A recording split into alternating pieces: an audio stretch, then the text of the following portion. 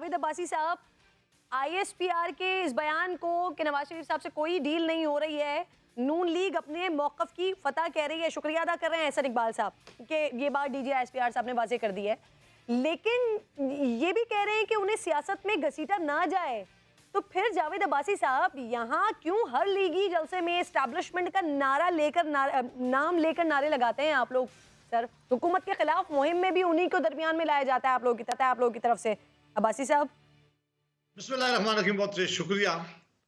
एक तो बहुत ही अच्छा हो गया कि आज जो मुस्लिम लीग हर टॉक शो में कह रही थी कि ना हम कोई डील करने जा रहे हैं, ना कोई डील होगी, ना हम डील मांगेंगे, उसका क्लियर मौक़िफ़ आ गया। और प्राइम मिनिस्टर ऑफ पाकिस्तान से पूछा जाए, आज प्राइम मिनिस्टर ऑफ पाकिस्तान की बात की नफी हुई है। ये जो आज प्रेस कॉन्फ्रेंस हुई है, मेरी नजर में ये प्राइम मिनिस्टर ऑफ पाकिस्तान के खिलाफ है।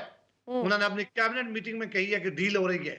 उन्होंने अपने बाग जो स्पोक्समैन हैं उनकी मीटिंग्स में कही है कि डील मांगी जा रही है और डील होने जा रही है।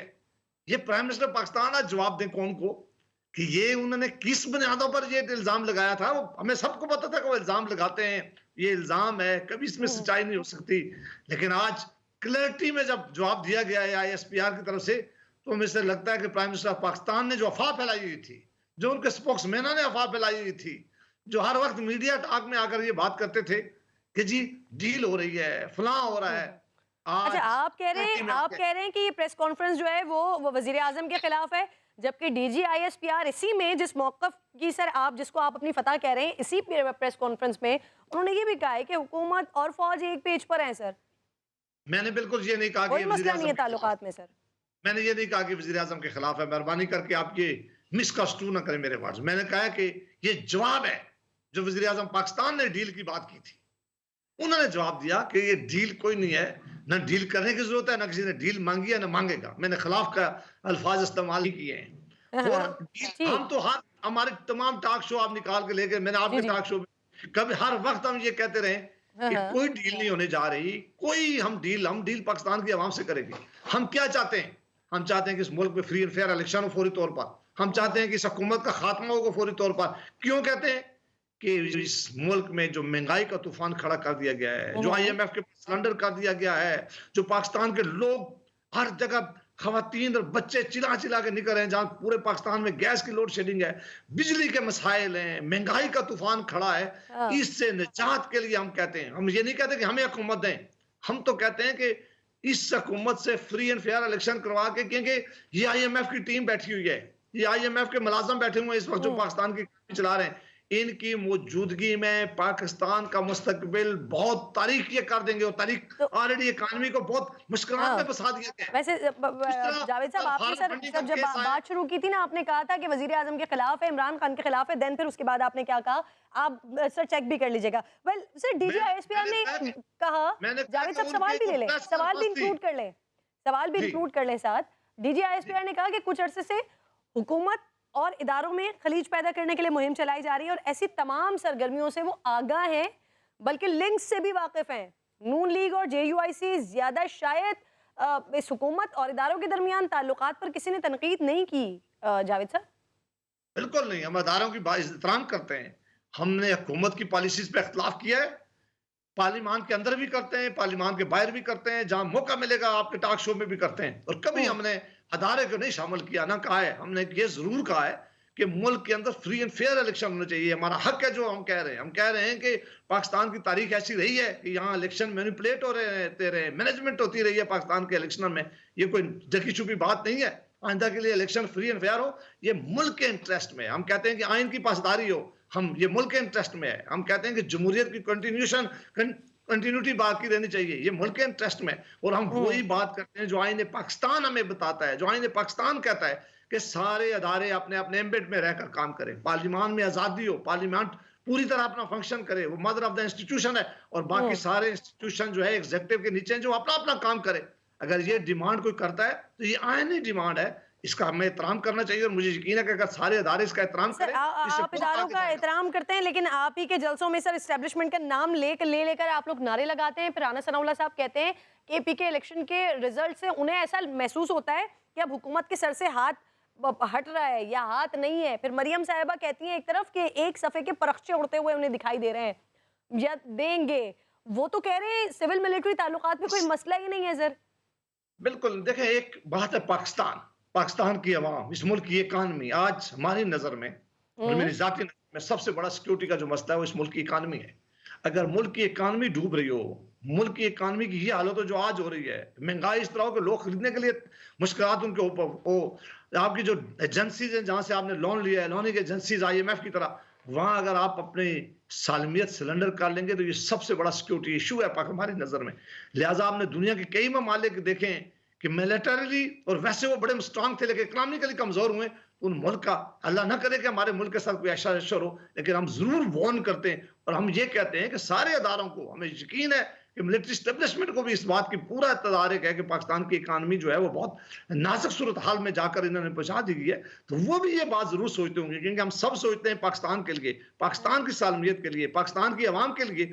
इस तनाजर में हम जरूर बात करते हैं कि इस हुकूमत ने ना सिर्फ इस मुल्क की जो इकानमी है उसको तबाही के दाने पर खड़ा कर दिया है, इस मुल्क की सियासत को भी बड़ा आलूदा कर दिया गया है। आज बैठने का माहौल नहीं रहा। जब शहबाज शरीफ साहब ने पहले सेशन में कहा था कि आओ मिलकर सही। चार्टर ऑफ इकानमी हाँ। करें, ये मजाक उड़ा रहे थे, ये कह रहे थे ये डील करना चाहते हैं, ये हमसे एनआरओ मांग रहे हैं, हाँ। और कल हम कह रहे थे कि फॉरेन फंडिंग केस में ये फंसेंगे। सर कितने साल, ये 2014 ठीक है, से अगर लेकर एक तरफ मैं आज आपका तक पॉइंट इन्होंने ऑफ इस व्यू केस मान का लेती फैसला हूँ, नहीं तो ये किया। जो अयाज सादिक साहब वापस आए थे और वो बता रहे थे कि कुछ होने वाला है, और उनकी मुस्कुराहट से ये महसूस किया जाए कि कैसी मुलाकात रही है। आपके जो दीगर मुस्लिम लीग नून के सीनियर रहनुमा हैं, उनकी जानिब से जनवरी, फरवरी, मार्च के बारे में बातें की जा रही हैं, मार्च से पहले कुछ होने जा रहा है, वो खबरें कहाँ से लाकर दे रहे थे सर? ये तो उनसे ही आप पूछें, वो ही जवाब दे सकते हैं। इतना हमें जरूर नजर आ रहा है कि इस वक्त जो मुल्क की हालात हैं इकानमी के, जो गवर्नेंस के इशू है, जो करप्शन के बड़े बड़े, आटे का देख लें, पेट्रोलियम का देख लें, चीनी का स्कैंडल देख लें, उनकी मौजूदगी में अब इनके लिए हुकूमत करना बहुत मुश्किल हो गया है। ये पाकिस्तान का संभाला नहीं दे सकते इस इकानमी को। इन्होंने अच्छा। डॉलर आप देख लें आज कहां पहुंच गया है, हाँ। तो प्राइसेस सर आप देख सर लें अब कितने तक पहुंच गए। मैं ये इस समझ लूं कि सूरत-हाल को अब मद्देनजर सर रखकर मुस्लिम हम लीग नून में ये प्रिटेंड डिसाइड करते हो हैं गया है, ये तय हो गया है कि अब स्टेज पर जितनी सख्त बातें आप लोग कर रहे थे पिछले दिनों, पिछले साल, उतनी सख्त बातें, उस तरह से बातें अब नहीं होंगी, उस तरह से नाम ले लेकर नारेबाजी नहीं होगी सर, उस तरह से ताने तुशने नहीं होंगे सर, कुछ बेहतरी आ गई है, मामलात बेहतर हो रहे हैं अब।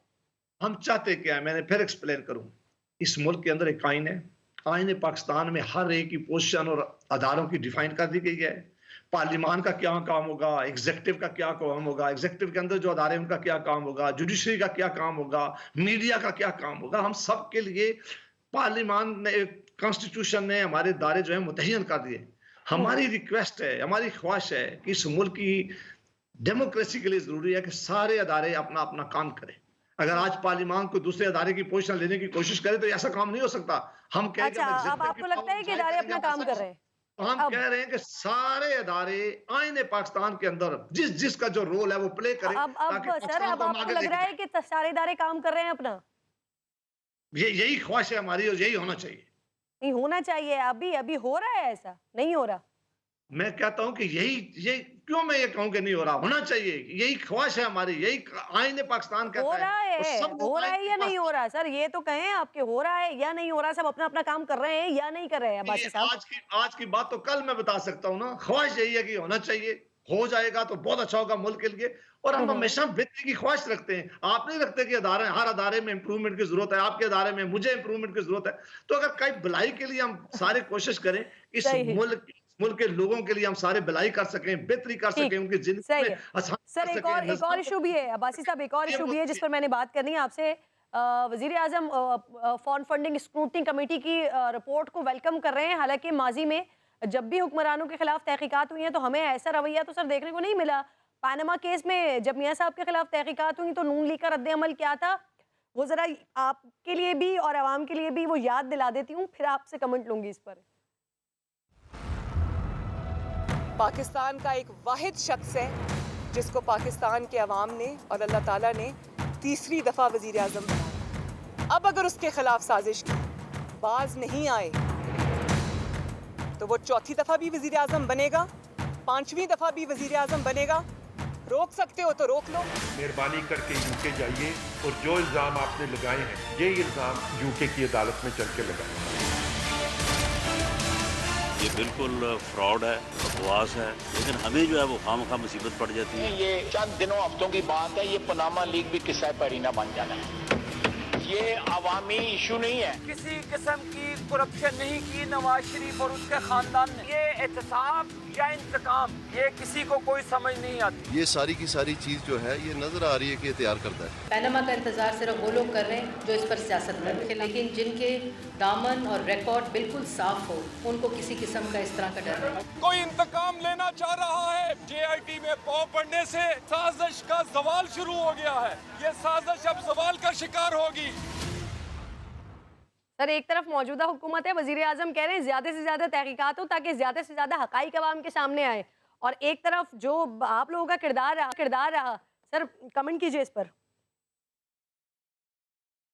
मैं कहता हूं कि अगर वजीर आजम साहब को आज उनके पास जब चॉइस नहीं रही, वरना कोई 50 से ज्यादा दफा ये मुख्तलिफ हाई कोर्ट में ना जाते।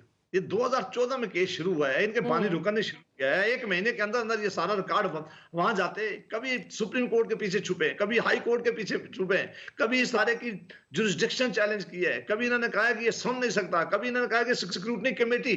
ये अदालतों ने यानी जितना इस्लामाबाद हाई कोर्ट में जितने दफा ये गए, ये तारीख में किसी केस को इतना बड़ा लंबा नहीं किया गया।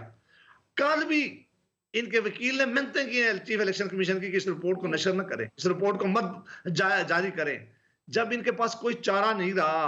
अब ये क्या कहते, सच्चाई सामने आ गई है। उसका भी रीजन दिया ना कि सारी पार्टीज का इकट्ठा जारी करें रिपोर्ट। जी, मेरी आप पर मेहरबानी करके, किस तरह सारी पार्टी के इनके खिलाफ 2014 में कोई पार्टी नहीं गई थी, इनके बानी रुकन गए थे।